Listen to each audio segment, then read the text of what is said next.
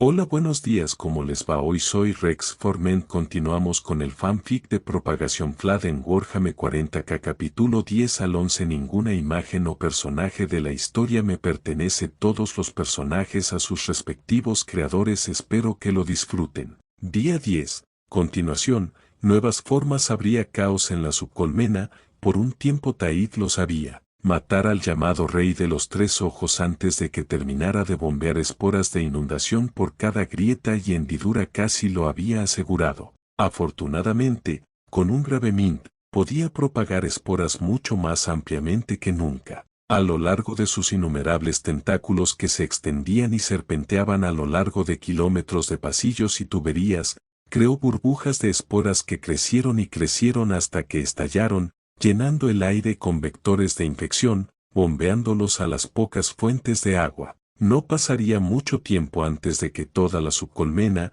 y todo dentro de ella, estuviera bajo su control. Su mapa mental de la subcolmena había estado creciendo constantemente, pero las raíces de su gravenín llenaron casi cada hueco dentro de él y recolectaron cualquier biomasa adicional que había pasado por alto. La mayor parte era musgo o vida vegetal, pero también logró adquirir varios tipos nuevos de formas de combate de la fauna local. También había bastantes humanos, pero era bastante sencillo atraparlos con un tentáculo y esperar a que llegara una cápsula de infección para alterarlos. Un poco de manipulación de memoria, algo que también se había vuelto aún más fácil, y estaba a salvo. Cegar a los alterados ante la presencia de las formas FLAD más conspicuas era pan comido. Aunque no operaría abiertamente pronto, no hasta que toda la ciudad colmena fuera tomada, al menos podía respirar más tranquilo. O podría haberlo hecho, de no ser por los equipos de sacerdotes marcianos que correteaban por sus niveles. Todos llevaban dispositivos de filtración respiratoria, lo que los hacía inmunes al método de infección más sutil, y no iba a arriesgarse a enviar una cápsula de infección tras alguien con lo que equivalía a acceso instantáneo a Internet. Una imagen de una forma FLAD y el martillo del imperio caería de lleno sobre esta ciudad. Lo más preocupante era que no sabía con certeza qué estaban haciendo. Tenía sospechas. No todos los tecnosacerdotes, y mucho menos sus sirvientes y siervos de rango inferior, deberían llevar un dispositivo de filtración personal. El aire no era tan tóxico, lo que significaba que les preocupaba algo más que el veneno, como, por ejemplo, cierta enfermedad transmitida por el aire que tenía dificultades para penetrar los filtros más avanzados. Una enfermedad transmitida por el aire de la que probablemente habían recolectado muestras y llevado a uno de sus superiores en la capital planetaria del extremo norte. No dejaba de ser una simple especulación, pero las piezas encajaban tan bien que lo hicieron sudar la gota gorda, en sentido figurado, por supuesto. A pesar de su instinto de reaccionar a toda velocidad, llenando cada transporte capaz de llegar a otra ciudad con formas FLAD y estrellándolo contra la ciudad más cercana, se contuvo. Por lo que sabía, no existían armas capaces de exterminatus en el sistema y la tormenta disforme impedía la llegada de tales municiones. En ese momento, nada que no fuera el colapso de toda la ciudad colmena no lo mataría, e incluso eso solo destruiría sus formas FLAD, no erradicaría las esporas FLAD.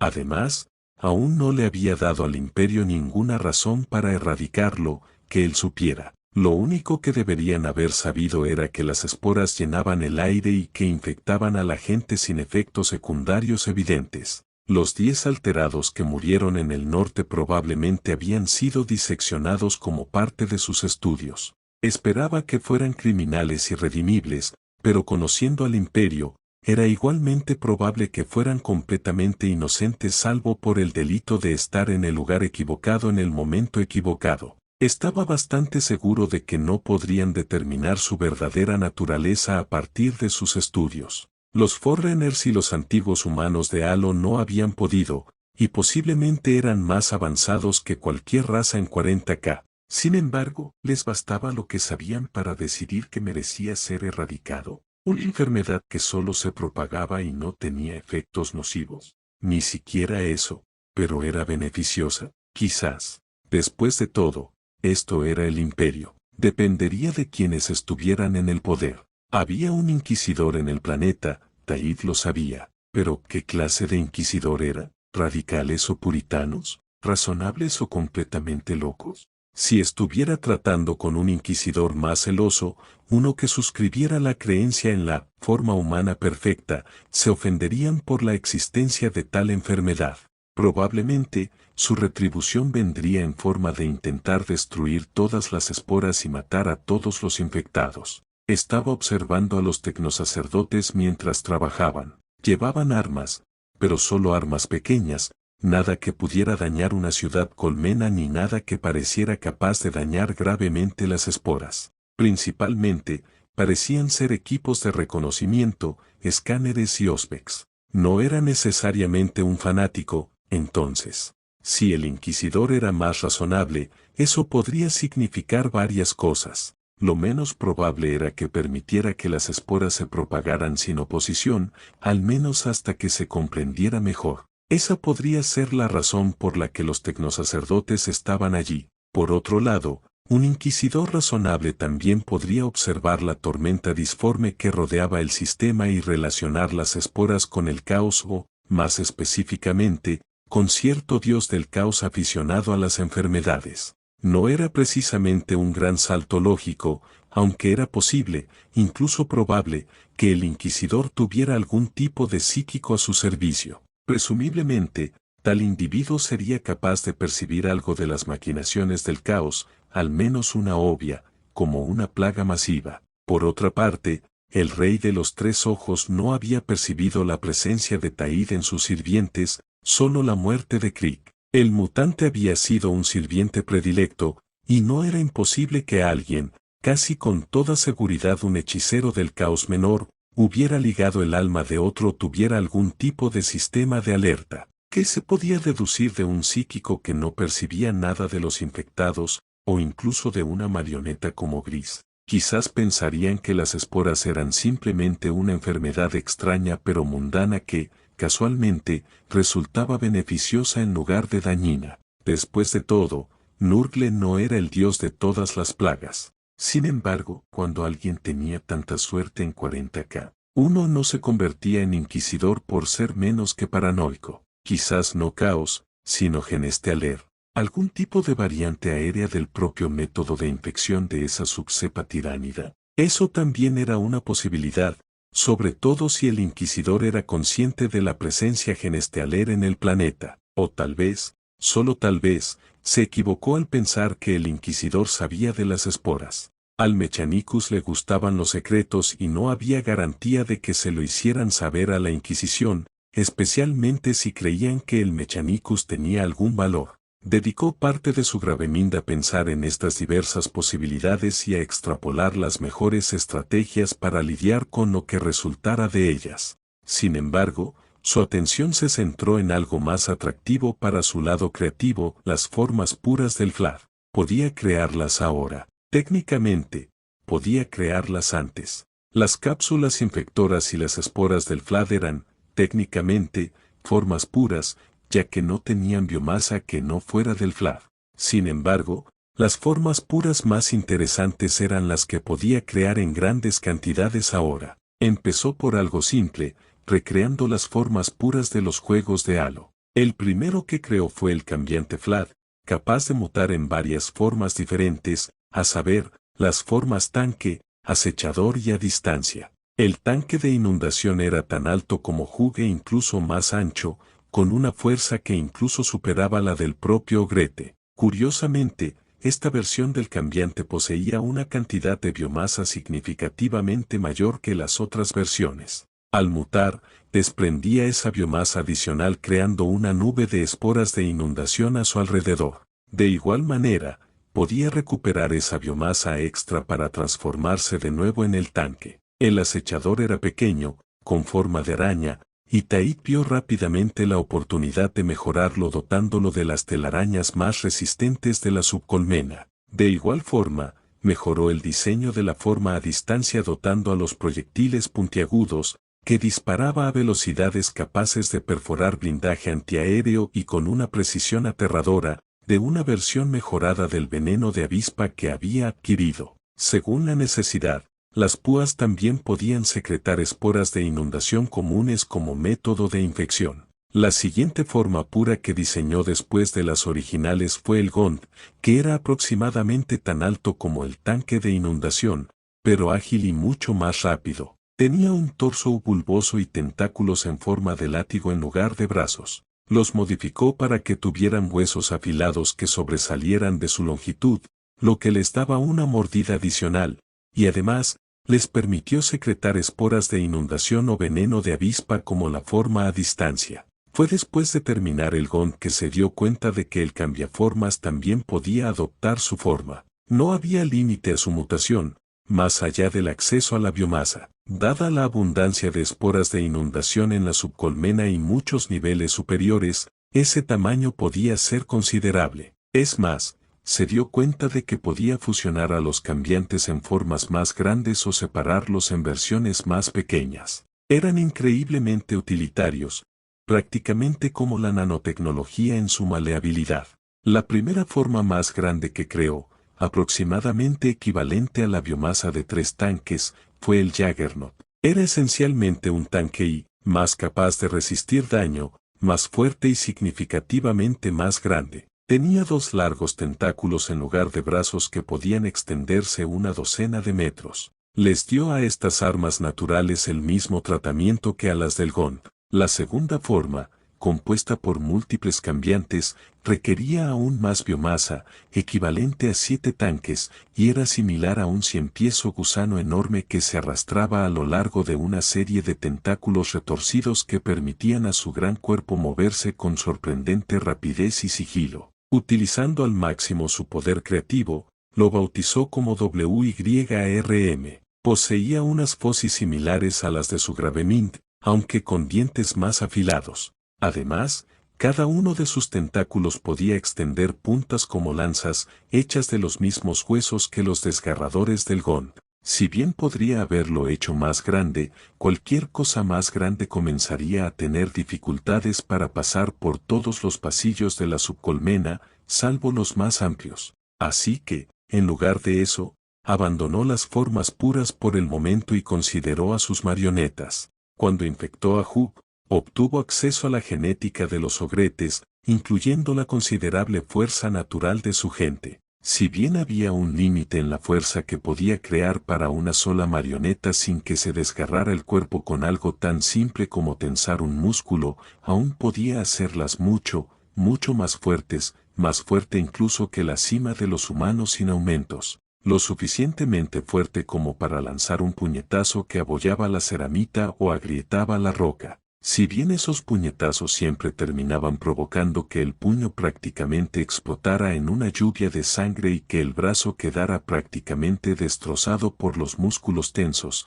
sin mencionar el daño en casi todas las demás partes del cuerpo, pero eso no era ni de lejos un problema tan grande para él como lo sería para los humanos. Reparar un brazo destrozado le llevaba menos de 1 minuto si mantenía la biomasa humana intacta y solo unos segundos para una forma pura. Aún menos tiempo para el daño relativamente menor en el resto del cuerpo. Aún así, el cuerpo perdía una pequeña cantidad de biomasa por la salpicadura del puño. Aún más si lanzaba una patada con la misma fuerza. Si bien no era significativa y la biomasa se recuperaba con bastante facilidad, era suficiente para que el uso continuo de ese nivel de fuerza comenzara a hacer que sus marionetas parecieran bastante escuálidas, lo cual era poco deseable. Algún tipo de armadura de caparazón probablemente ayudaría con eso, o al menos algún tipo de guante corporal que no se dañara demasiado con la fuerza del golpe. Actuaría como una barrera natural y una segunda piel, reteniendo la biomasa y facilitando su reparación. Algo como puños americanos también amplificaría aún más la fuerza. Era una idea interesante, pero la dejaría para otro momento, cuando tuviera más acceso a tales recursos. De todos modos, ese nivel de fuerza no sería necesario la mayor parte del tiempo, no con sus títeres. Como infiltrados, mostrar tal poder sería inherentemente contraproducente después de todo, aunque podía imaginar situaciones específicas en las que sería útil como último recurso. En general, sus títeres se limitarían a niveles humanos de fuerza y velocidad, o al menos al nivel superior de lo que se podía lograr naturalmente. Nada sobrehumano. Tenía cierta experiencia militar gracias a la adquisición de los recuerdos de algún miembro ocasional de los Arbites y las fuerzas de defensa de Egipto, pero eso no era suficiente para ser un soldado de verdad. Lo que más le interesaba era adquirir los recuerdos de algunos guardias experimentados, especialmente de algunos de los grupos más elitistas como los Diablos de Catachán o incluso los Lucifer Blacks. Sin embargo, incluso los 20 regimientos que había reclutado el Inquisidor, las cohorts urbanas Monstrum, estaban fuera de su alcance y no dudaba de que no vería a un Lucifer Black pronto, dado que eran guardias del Palacio Imperial en Terra. Aún así, uno podía soñar. En cambio, consideró a los soldados títeres que tenía. Serían luchadores decentes, posiblemente a la par del guardia promedio, sin incluir sus capacidades sobrehumanas, pero eso era todo lo que serían por el momento, decentes. Ahora quería algo extraordinario. Pensó un rato en lo que quería, no solo en un soldado, sino también en aquello por lo que lucharía. Intentaba escapar de esta galaxia, solo sobrevivir, o intentar crear algo mejor. Si quería escapar, no había muchos lugares a donde ir, al menos no que él supiera. Era posible que los tiránidos ya hubieran devorado el resto del universo, que no quedara nada más. Si ese era el caso, los tiránidos inevitablemente vendrían a por él. Si bien había podido infectar a un genestealer, este solo tenía una genética parcialmente tiránida. No había garantía de que pudiera infectar con éxito a un tiránido completo. Más aún, la mente enjambre era lo suficientemente inteligente como para reconocer una amenaza como él y posiblemente incluso crear contramedidas o incluso simplemente volar los planetas que habitaba. Aunque no era exactamente su modus operandi, si algo podía decirse de los tiránidos era que eran adaptables. Más que eso, incluso si escapaba, incluso si podía matar a los tiránidos, si la galaxia estaba vacía, estaría completamente solo. Eso no era muy atractivo. Tal vez pudiera encontrar una manera de llegar a otro universo, los viajes multiversales eran claramente posibles, pero ese era un tal vez bastante grande, si solo intentaba sobrevivir en esta galaxia. Bueno, tener eso como su objetivo final, estaba prácticamente condenado al fracaso desde el principio. Suponiendo que el caos no encontrara una manera de corromperlo, que el imperio no descubriera su naturaleza y comenzara a volar por los aires cada planeta donde detectaran incluso una espora suya, o que sucediera algo más atroz, no iba a sobrevivir simplemente manteniéndose a flote y oculto. En algún momento, algo estaba destinado a salir mal, lo que dejaba la última opción, crear un entorno que fuera menos hostil para su existencia. Una visión bastante pesimista de hacer que las cosas no sean una mierda, pero era esencialmente lo que estaba planeando.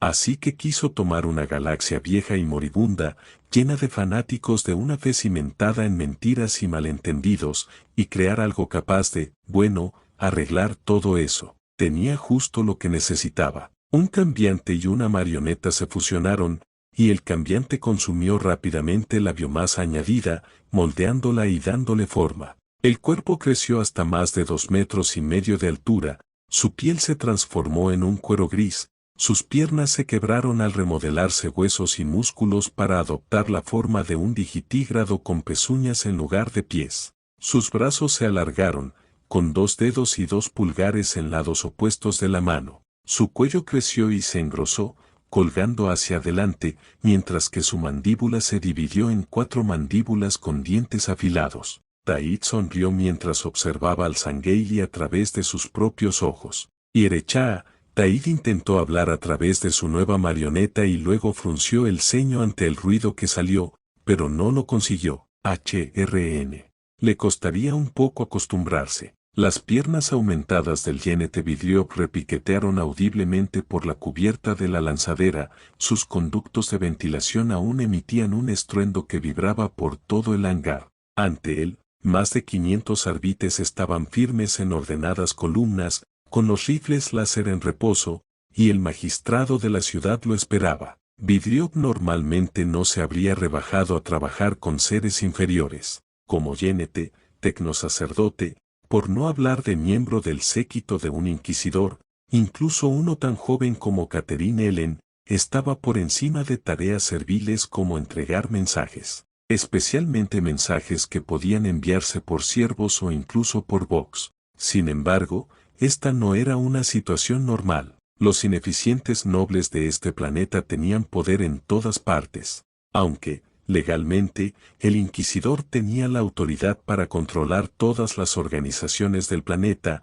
La realidad era mucho más confusa que ese sublime ideal. Ni siquiera los arbites, supuestos ejecutores de la justicia del emperador en este mundo colmena, estaban exentos de intereses locales. Parecía que se habían vuelto cada vez menos bienvenidos desde que reclutaron 20 regimientos de soldados locales de las Fuerzas de Defensa Popular, FDP, para la Guardia Imperial. Fuerzas de Defensa Popular, FDP, que normalmente estaban bajo la supervisión del gobernador y los asesores locales de su ciudad colmena. Quedaban 10 veces más, pero los elegidos habían sido la flor innata, el Premitien de grado militar. Esto les había dejado con muy pocos aliados en Monstrum, aunque ningún noble había sido tan insensato como para admitirlo. Los nuevos regimientos de la Guardia habían sido reentrenados y adoctrinados a fondo, y las hermanas de las lluvias purificadoras eran genuinamente leales a quienes ostentaban la autoridad del emperador. Aún así, cuanto más tiempo permanecían en el planeta, más se fomentaba la disidencia. Con las bendiciones del Omnicia, la tormenta disforme se disiparía del sistema y una nave de transporte podría llevarlos a su misión original, preferiblemente después de una limpieza a fondo de los nobles descontentos una vez alcanzada la supremacía orbital. En cualquier caso, por el momento, actos como la cuarentena no les granjearían el favor de las autoridades locales. Por esa razón, Ellen había enviado personalmente a Jeanette Vidrieux.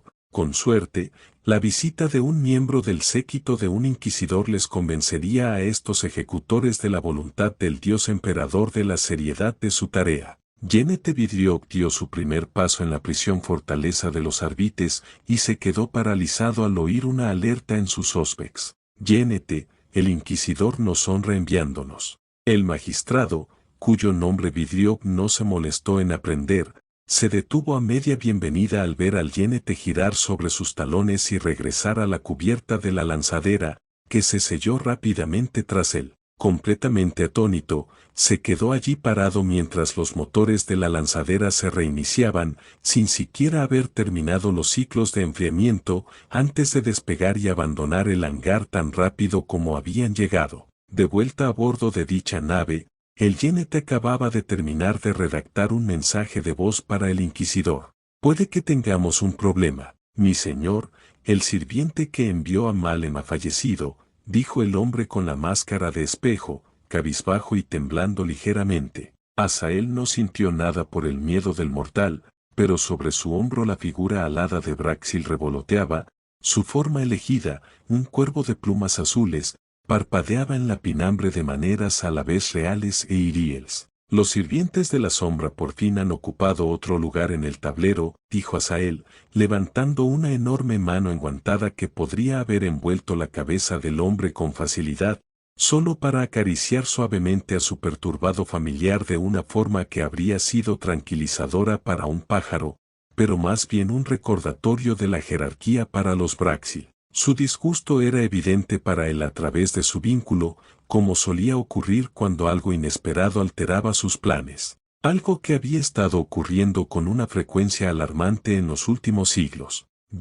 La mandíbula del hombre se cerró de golpe con un chasquido audible y Asael consideró el error. Era solo un agente sin nombre, un informante, nada más. Sin embargo, algo había hecho hablar a este simple peón, aunque solo fuera momentáneamente, sin que él se lo pidiera en su presencia. El mortal permanecía en silencio, inmóvil como una estatua. El nerviosismo y el terror por su error irradiaban de él como lenguas de fuego. Asael notó que poseía un mínimo de potencial psíquico, pero no el suficiente para empezar a aprender más allá de los misterios más rudimentarios. Continúa, concedió Asael con gracia. Extrajo un globo ocular ensangrentado de un cuenco lleno de ellos junto a su trono, sosteniéndolo ante él. Con una velocidad despiadada, la lengua de Braxil se abalanzó como la de una rana, con garras que brotaron de su extremo para arrebatarle el premio antes de volver a colocarse tras su pico plateado.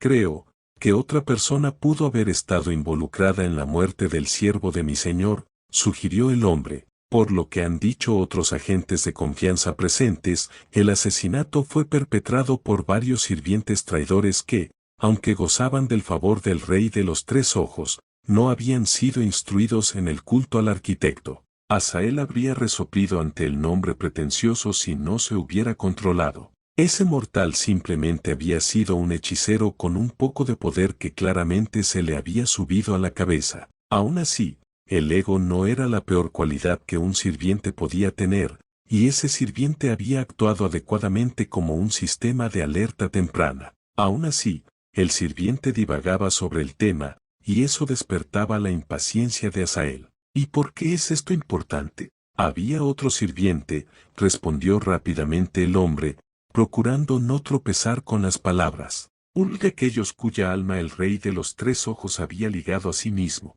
Trabajó junto a quienes lo traicionaron. De verdad, dijo Asael, reclinándose en su trono. Eso no debería ser posible. Sí, mi señor, asintió el hombre, asintiendo con fervor, pero el hechicero de los 1000 hijos prácticamente lo olvidó. En cambio, su atención se centró en el graznido susurrante de Braxil. De hecho, puede que necesitemos hacer precisamente eso. Día 11, campo de entrenamiento. Taid reflexionó sobre los equipos de reconocimiento del Mechanicus. En su primer despliegue, contaban con soldados de las FDP escoltándolos, equipados con dispositivos de filtración menos avanzados, pero eso cambió rápidamente. Ahora, estaban protegidos por hombres de aspecto peligroso con equipo más avanzado, portando rifles láser, hombres que no pertenecían a las FDP, ni a Arbites, ni siquiera al propio Malen. Eran guardias imperiales,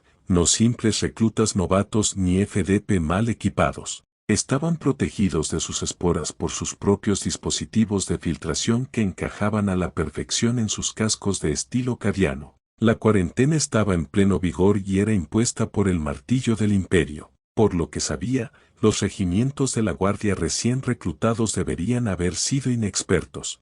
Si bien su equipo y entrenamiento adicional los habrían situado por encima de cualquier FDP y probablemente los habrían convertido en enemigos más letales incluso que los ejecutores de Arbites, no esperaba que ya parecieran mucho más peligrosos. Es cierto que no los había visto en combate y tenía pocos guerreros reales con los que compararlos. Sin embargo, sospechaba que el inquisidor no había permitido que los guardias descuidaran su entrenamiento durante el tiempo que estuvieron en tierra debido a la tormenta de disformidad. Quería esa experiencia, aunque solo fuera porque sus propias habilidades de combate eran relativamente deficientes en comparación con la experiencia real y el entrenamiento militar. No había sido soldado en su vida pasada y dudaba que las lecciones de karate que recordaba a medias fueran muy efectivas en combate cuerpo a cuerpo contra un guardia, y mucho menos contra un berserker de Corne. Solo necesitaba un guardia, pero no podía arriesgarse a infectarlos por la misma razón por la que aún no había infectado a un tecnosacerdote, el inquisidor. Por ahora, se movían lenta y cuidadosamente a su alrededor. No estaban seguros de que era capaz. No estaban dispuestos a permitir que se propagara más, de ahí la cuarentena, pero tampoco habían ordenado el exterminio de los infectados. Ya fuera por no estar dispuesto a gastar recursos en la destrucción de una ciudad colmena, por no tenerlos, o porque aún intentaban estudiarlo, todo significaba que no podía causar problemas sin correr graves riesgos. Había innumerables maneras de burlar los filtros de los tecnosacerdotes y sus escoltas, muchas de las cuales podrían haberse llevado a cabo sin que los infectados se dieran cuenta. Podría haber creado diminutas formas de infección, parecidas a insectos, que se hubieran colado bajo la ropa sin ser detectadas y usar un poco de veneno adormecedor para ocultar su entrada. Podría haber hecho que una rata o criatura similar se abalanzara sobre uno de ellos y que les mordiera el talón o algo así. Incluso podría haber esperado a que un solo miembro del grupo se separara y atacarlo con cápsulas si hubiera querido una ruta directa. Pero si hacía alguna de esas cosas, y Olterd había sido puesto bajo observación por signos de infección, como sospechaba que era el caso de todos los miembros del equipo de reconocimiento y sus escoltas, ya que se sometían rutinariamente a chequeos con genetistas locales del Mechanicus,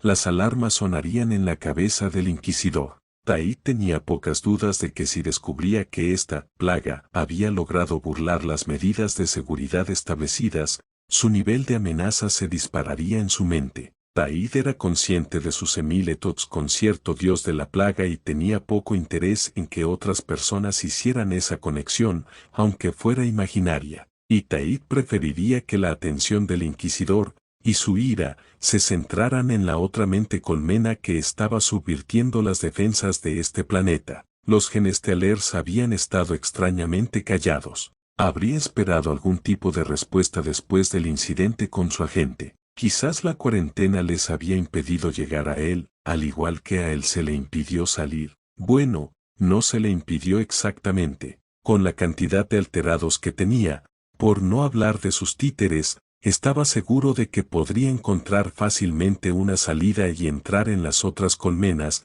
pero quería permanecer en el olvido en la mente del inquisidor. Se extendería por Malem, pero no iría más allá. Bueno, visiblemente, en cualquier caso, no permanecería enjaulado en un lugar que podría condenarlo fácilmente si podía evitarlo. La ciudad colmena, a pesar de ser un monolito de metal y roca, representaba un peligro considerable para él, más específicamente, para su mente grave, que se encontraba en la subcolmena. Si bien no conocía ninguna arma en el planeta lo suficientemente grande como para dañar una colmena, como una ojiva nuclear o algo similar, existían muchas plantas químicas que podían modificarse ligeramente para producir explosivos y ácidos. Si tales armas destruían los innumerables soportes que impedían que Malem se derrumbara bajo su propio peso, su mente grave también sería aplastada o, al menos, sufriría daños catastróficos. Tampoco había una forma segura de determinar si realmente existía un arma de la magnitud suficiente para dañar una colmena en la misma medida. Si alguien iba a tener algo así a mano, ese sería un inquisidor. Había varias soluciones posibles. Podría haber descentralizado sus mentes clave, convirtiéndolas en una miríada de gravemins más pequeñas o incluso en protogravemins, perdiendo la claridad que aportaba la gravemin más grande, pero asegurándose de que la destrucción de incluso la mayoría de sus mentes clave no hiciera que el Flat volviera a sus instintos más básicos. Sin embargo, también había un método mucho más simple, el que él había elegido, dejar a Malem. Obviamente, no podía simplemente tomar su Gravemind y salir de la ciudad colmena. No, si no podía salir, caería. De ahí que su Gravemind se adentrara lentamente en la subcolmena. Innumerables tentáculos, similares a enredaderas, se deslizaban por cientos de pasillos, algunos desconectándose temporalmente a medida que avanzaban, antes de reconectarse más abajo con la masa principal. Lo precedía una horda de formas de combate, formas puras y marionetas, muchas de las cuales habían sido transformadas en la nueva forma Sangheili, a la que había llamado élites simplemente porque no se le había ocurrido nada mejor, y equipadas con diversas armas de repuesto tomadas de las bandas colmena que había alterado. Eran de bajo nivel y básicas, pero todo lo que podía obtener en ese momento, junto con su fuerza bruta y velocidad, lo compensaban, al menos por el momento. La subcolmena que quedaba a su paso era notablemente similar en apariencia a la que había encontrado primero. Colmenas de avispas, telarañas, pandilleros de la colmena y otras criaturas llenaban las numerosas cámaras y uniones. Sin embargo, la diferencia clave entre ahora y entonces residía en que todos los seres estaban bajo su control o influencia y el aire estaba lleno de esporas de inundación. También había dejado algunos pequeños arcillos, hábilmente escondidos en diversos recovecos, que conectaban con su mente grave. No ignoraría su antigua morada. Además, no ignoraba las otras fuentes de biomasa que podía apropiarse, aunque fueran bastante repugnantes. Las aguas residuales producidas por la ciudad colmena eran, en sentido figurado, una mina de oro, aunque debía tener cuidado con ellas. Los equipos de reconocimiento del Mechanicus examinaban regularmente las tuberías y los desechos que las recorrían, posiblemente para estudiar los efectos de su infección, y no podía tomar demasiado sin alertarlos de la desaparición. Lo mismo ocurría, en mayor medida, con la comida producida por Malen. Contrariamente a la creencia popular, las ciudades colmena no subsistían con almidón de cadáver. Si bien la ciudad contaba con instalaciones capaces de producir la comida caníbal,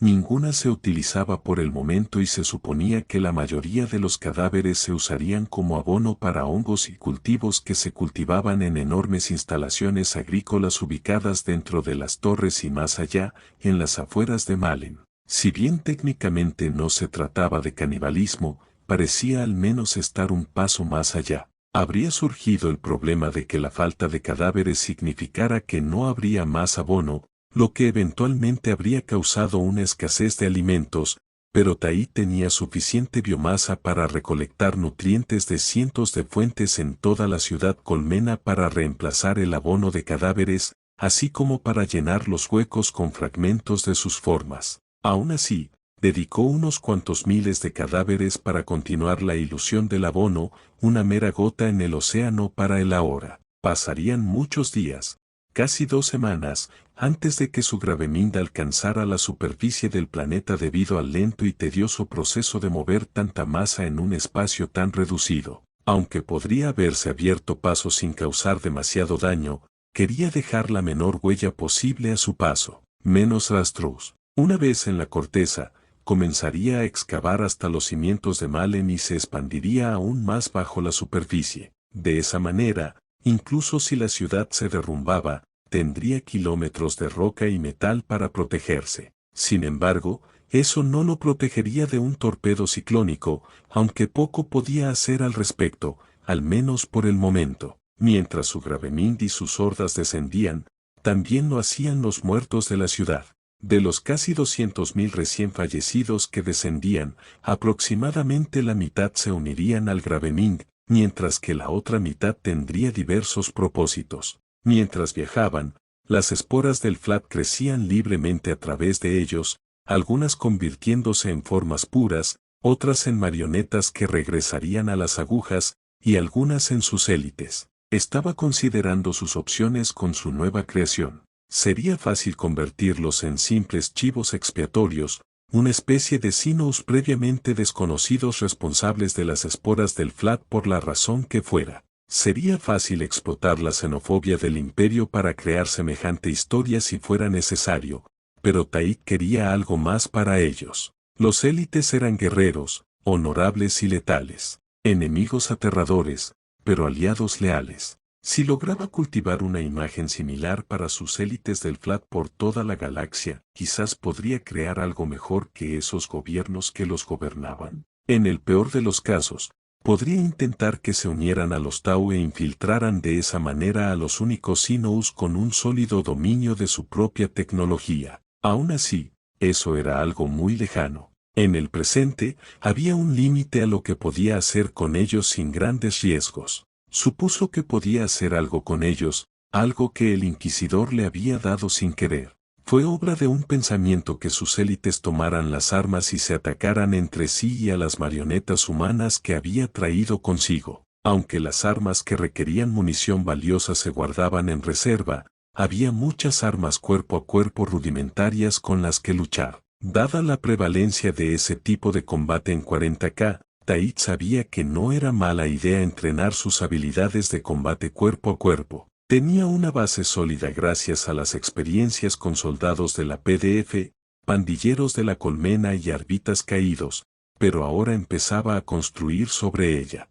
No se limitaba a practicar duelos de honor, sino que enfrentaba a sus innumerables formas en innumerables situaciones de práctica, luchando en ambos bandos en cada enfrentamiento y aprendiendo de cada muerte y derrota, incluso cuando los caídos resucitaban. A veces, hacía que sus formas lucharan con todo el poder y la ferocidad del Flat, y otras veces luchaban como si fueran humanos comunes y élites que requerían métodos físicos de comunicación para operar en grupo y carecían de la fuerza para voltear tanques, al menos en el caso de los humanos. Era como jugar al ajedrez consigo mismo, pero a la vez más simple y menos complejo. Era capaz de separar sus innumerables pensamientos hasta el punto de que un grupo de formas actuaba sin saber lo que hacían las demás, bajo su supervisión, lo que le permitía luchar activamente contra sí mismo sin hacer trampas involuntariamente. Era el comandante de ambos bandos, el árbitro que supervisaba cada combate y el analista que lo estudiaba y veía dónde se podían mejorar, todo en uno. Recordó el método de entrenamiento que cierta rubia de pelo puntiagudo había usado en otro universo, uno que requería innumerables clones para lograrlo. No estaba lejos de la realidad, aunque era mucho más complicado, y con suerte incluso más efectivo, ya que Taid podría ajustar el entrenamiento en cuanto encontrara un método mejor. Mostrar resultados prometedores llevaría tiempo, incluso con decenas de miles de aprendices de los que aprendía constantemente. Si hubiera podido lograrlo, a Taid le habría gustado adquirir armaduras y armas diseñadas para los cuerpos únicos de los élites, pero por el momento sería difícil a gran escala. Tendría que esperar hasta tener el control total de la ciudad colmena y ya no temer que el Mechanicus ni nadie más lo descubriera. Incluso había adquirido suficiente conocimiento técnico, recopilado de las decenas de miles de trabajadores de fábrica que había consumido, para crear un diseño de una armadura servoaccionada extremadamente rudimentaria para sus élites, aunque requería acceso a generadores de energía en miniatura del Mechanicus, que no podía diseñar él mismo. Todavía no, al menos. Aunque no planeaba iniciar ninguna guerra, sabía que el conflicto con el imperio era prácticamente inevitable, sobre todo dependiendo de sus reacciones a su último ardid. Cuando sintió que sus esporas infectaban a un segundo genestealer, esta vez en la capital, intentó rozar de nuevo con la mente de la cría, quizás para intuir sus planes, pero lo aislaron a él y a su propio agente antes de que tuviera la oportunidad de conectar. Fue como si le cerraran la puerta en las narices antes de que pudiera decir una palabra. Muy grosero, pero supuso que no podía esperar que una mente colmena eternamente hambrienta fuera educada. Se había quedado preguntándose qué hacer con el genestealer después de eso. El cuerpo alienígena seguía luchando contra él, aunque Taid había aprendido bastante de sus estudios del primer genestealer que había matado. La pregunta era si simplemente retiraba sus esporas del genestealer desconectado, que esencialmente funcionaba en piloto automático sin la mente de cría para guiarlo, o si hacía algo más. Tomó su decisión pensando en su público. Optó por la violencia. La inquisidora Ellen observó a sus dos consejeros más cercanos. El Yenete Vidriov estaba de pie a un lado de la pantalla holográfica y la psíquica Purilla estaba sentada en una silla al otro. Aunque los ojos de la bruja miraban hacia las formas de luz, parecía estar concentrada en algo más allá del holograma,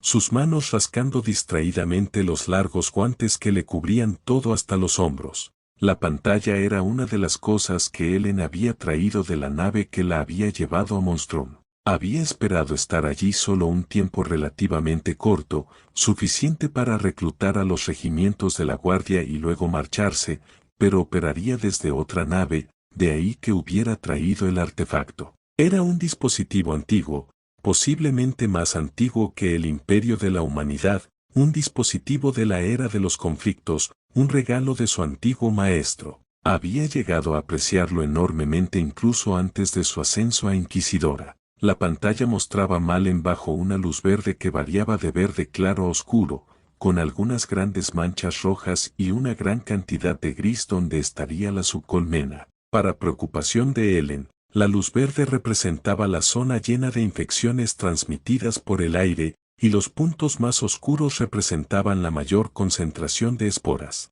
Las áreas rojas eran las partes de Malen que desaparecían constantemente y que no habían sido afectadas por la infección, mientras que las grises representaban zonas demasiado peligrosas para que los equipos de reconocimiento entraran a estudiarlas. ¿Qué tan grave es este problema?, preguntó Ellen tras un largo momento de silencio. Una enfermedad así, si fuera de la disformidad, tendría una presencia tangible, independientemente de lo benignos que fueran sus efectos materiales, dijo Purilla, sin apartar la mirada desde la distancia. Fui a Malen como me pediste y no sentí nada. Tampoco sentí nada de las víctimas de vidrio.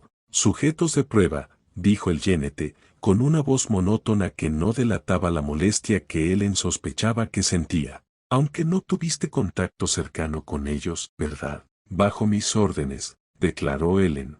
No quiero arriesgarme a que mi único psíquico se infecte con esta enfermedad, sea de origen caótico o no. El organismo 04 no ha demostrado capacidad de transmisión por simple contacto piel con piel, respondió Vidrio, ni mediante métodos psíquicos más invasivos. Los datos de una de las lecturas de Purilla podrían proporcionar prueba de que esta es efectivamente la panacea. Aún es pronto para arriesgarse, Yenete, gruñó Ellen. Vidrio estaba cada vez más convencido de que las esporas eran la panacea STC o algo muy parecido. Por lo que sabemos, esto podría ser una creación genestealer, se identifique o no como biomasa tiránida. No, Inquisidor, ahora sí lo sabemos, afirmó Vidrio, y lo miró fijamente, esperando una explicación. Expuse a uno de los genestealers que capturamos al organismo, que, exigió Ellen, con las fosas nasales dilatadas. No me informaste de esto. No esperaba que fuera un problema, respondió Vidrio con frialdad, totalmente inmune a la ira de Ellen. Lo menciono ahora por los resultados del experimento. Con algo casi parecido a una floritura, Vidrio reveló una placa de datos bajo su túnica roja. Se conectó a la pantalla con solo pulsar un botón, cambiando la imagen de Malem a la de un genestealer de cuarta generación, a quien Ellen reconoció como perteneciente a un grupo capturado en Enjou, una ciudad colmena que se creía cercana a la fortaleza de los genestealers. El genestealer estaba muerto, su cadáver había sido abierto con maestría por el cuchillo del yenete, y se mostraba una gran cantidad de datos. El efecto de la inducción con el organismo 04 fue casi inmediato, dijo Vidrio, y la pantalla cambió de nuevo a una grabación del genestealer, ahora entero, atado con pesadas cadenas. Un servidor equipado con un filtro respiratorio administró la infección, abriendo un vial bajo la nariz del inmundo Sinou, liberando su contenido para que lo inhalara. Casi al instante, la criatura se tensó, estremeciéndose como si sintiera dolor o miedo. Luchó contra sus ataduras durante unos instantes, agitándose inútilmente con una fuerza que ningún humano normal poseía. Entonces, se quedó inmóvil. No del todo quieto, seguía temblando. La grabación se aceleró, las horas transcurrían en segundos, pero el genestealer permaneció casi inmóvil, aunque pareció enfermarse en ese tiempo, con el sudor manando de su piel, las diminutas gotas captadas a la perfección por la pantalla. Mientras tanto, una luz roja que crecía exponencialmente comenzó a extenderse por el interior de su cuerpo, como garras que buscaban sus órganos internos. El organismo 04 había comenzado su infección, pero algo extraño en él. La biomasa genestealer reaccionó violentamente a la intrusión del organismo 04, declaró Vidrio. Normalmente, los genestealers y las bioformas tiránidas son inmunes a las enfermedades de origen material, ya sean fabricadas o naturales. Sin embargo, mientras que la propagación del organismo 04 tardó aproximadamente un 80% más en alcanzar los mismos niveles que en un humano, el genestealer fue incapaz de detenerla. Sin embargo, lo que ocurrió después fue mucho más notable. El genestealer se quedó repentinamente inerte y completamente inmóvil, con sus signos vitales aumentando y luego desapareciendo a medida que sus funciones corporales colapsaban una tras otra. El organismo 04 también tuvo una reacción extremadamente violenta a la inducción en el sistema genestealer, continuó Vidrio. En cada área, en lugar de simplemente mantener y reparar lo existente como lo hacía en sujetos humanos, el organismo 04 comenzó a dañar sistemáticamente al Sinou a nivel celular. Atacó literalmente el ADN Sinou, destruyendo la base hasta que el propio cuerpo también colapsó. Fue capaz de adaptarse a las defensas del genestealer con una velocidad y capacidad asombrosas. Ellen se apoyó en la pantalla, estudiando los datos. Guardó silencio, olvidando su ira. Creo que esto prácticamente demuestra que el organismo 04 fue diseñado por humanos, añadió el Yenete. Por supuesto, se requerirán más pruebas, pero la reacción extrema a la genética alienígena me hace creer que esto no solo es algo parecido a la panacea, sino también un arma biológica diseñada para atacar alienígenas. Una creación maravillosa, sin duda obra de alguien bendecido por el Omnicia. Ellen ya no escuchaba, no realmente, oía las palabras, pero su mente estaba en otra parte. Su rostro era una máscara pétrea que no delataba nada. Si esto era cierto, sus pensamientos fueron interrumpidos por el grito angustiado de Purilla, quien se levantó y se agarró la cabeza. «Ya viene», gritó la psíquica, mientras la sangre le brotaba de los ojos, que brillaban con relámpagos y se dilataban violentamente. «Ya viene». La mente de la cría estaba agitada. Se enfrentaba a un rival al que entendía lo suficiente como para saber la amenaza que representaba. Una amenaza para su propósito y posiblemente para la propia mente Dios. Esto era algo que no podía soportar. Sus instintos lo impulsaban tanto como un intelecto aterrador lo guiaba, y esos instintos exigían nada menos que la aniquilación completa de este enemigo. Era casi contraintuitivo para la mayor vocación de la mente divina, el ansia de toda vida que impulsaba su cacería universal. No habría infección, ni subversión. Esta cosa a la que se enfrentaba no era algo que pudiera escapar de la biosfera, ni la mente divina podía ignorar su existencia. 500 veces, el planeta donde había habitado la mente de cría había dado la vuelta completa a su estrella dadora de vida desde la llegada del patriarca. En cada uno de esos ciclos, había habido un plan, una directiva para infectar, subvertir y prepararse. No había ninguna palabra ni símbolo que pudiera representar lo que se preparaban para ello. Los drones infectados, cuyas mentes alienígenas interpretaban las señales producidas por la infección para asegurar su lealtad, lo llamaron el Día de la Ascensión, aunque la mente de cría apenas entendía las connotaciones o significados de tales sentimientos humanos. Si los drones hubieran sido conscientes de la verdad de lo que veneraban y no hubieran sido controlados por la infección alienígena, comprenderían la terrible ironía de tal nombre. Sin embargo, ahora, el Día de la Ascensión ya no era el objetivo. La biomasa de un planeta carecía de importancia ante tal amenaza. Las fuerzas que se habían estado preparando contra él carecían de importancia, ahora eran meras ideas secundarias. En la ciudad colmena de Limos, la mente de cría latía con poder psíquico. De no ser por la tormenta de disformidad que cubría el sistema, tal pulso habría funcionado también como una baliza, un aroma para que la flota enjambre más cercana señalara a su próxima presa. Sin embargo, en cambio, solo serviría para su otro propósito, una llamada a la acción. Fue un cambio instantáneo, como el de pulsar un interruptor. Elric era un obrero que regresaba a casa tras un largo turno de trabajo. Le dolía la espalda por una vieja lesión, pero sonreía al ver a su hija, una joven llamada Elia, quien le devolvió la sonrisa y le dio la bienvenida con un abrazo. Su sonrisa se transformó en un ceño fruncido mientras ella le clavaba un cuchillo entre las costillas, clavándoselo en el corazón, sin que su mente comprendiera lo sucedido. Corle era soldado de la FDP de Limos, patrullando con su escuadrón. Era una simple guerrera, pero feliz de servir al imperio. Había deseado unirse a la guardia, pero no había sido seleccionada para el diezmo. Planeaba ofrecerse voluntaria si necesitaban más guardias. Nunca tendría esa oportunidad, ya que el sargento de su escuadrón se colocó tras ella, sacó su pistola automática y le disparó una sola bala en la nuca.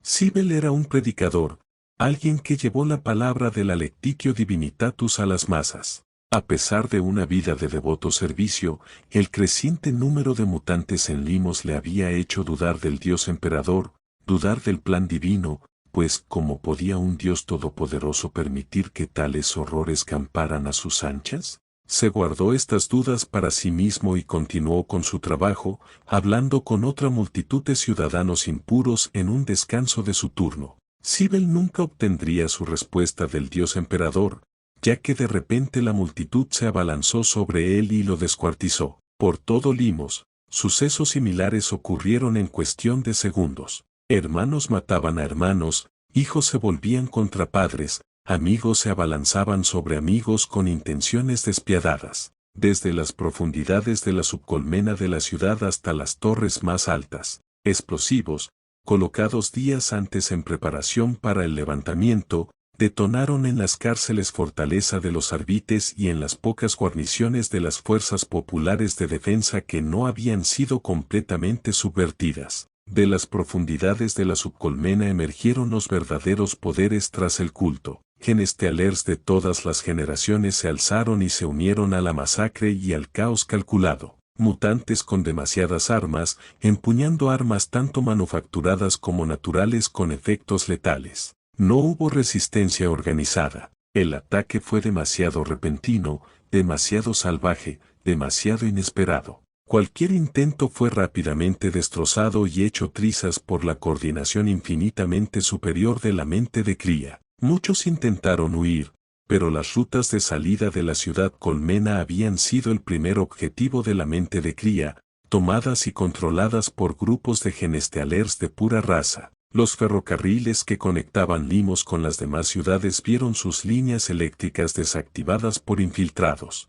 Los pocos transportes aéreos permanecieron en tierra mientras sus hangares eran cerrados y bloqueados o se les cortaban las líneas de combustible. En caso de escapes exitosos por aire, los cañones de fuego celestial de la ciudad estaban tripulados y custodiados por cultistas que habían masacrado a aquellos operadores que no estaban bajo el control de la mente de Cría. Algunos intentaron contactar con las otras ciudades para pedir ayuda o simplemente advertirlas. Ninguna de las dos cosas fue permitida. Los miembros del Mechanicus, con su acceso a la nosfera, fueron atacados con precisión en la embestida inicial, sin dejar a nadie con vida. Los sistemas que podían usarse para contactar con las otras colmenas fueron destruidos por completo. En una sola hora de matanza, Limos pasó de ser una ciudad colmena imperial leal a una bajo el control total de la mente de Cría. Decenas de millones fueron asesinados en instantes y muchos más fueron capturados por los cultistas para ser infectados, para que vieran la luz de la mente de Cría como ellos. Sin embargo, incluso cuando el número de la mente de Cría aumentó a miles de millones y continuó creciendo, incluso cuando su control de la ciudad se consolidó, ya habían comenzado los preparativos para la siguiente masacre. 10 millones de cultistas y genestealers, algunos armados con pistolas automáticas, otros con cualquier arma o incluso con sus propias garras, volvieron sus ojos hacia la ciudad colmena de Malen. Bueno, hasta aquí el capítulo de hoy, espero que les haya gustado, que compartan, suscríbanse y comenten para que esta comunidad siga creciendo. Bye bye.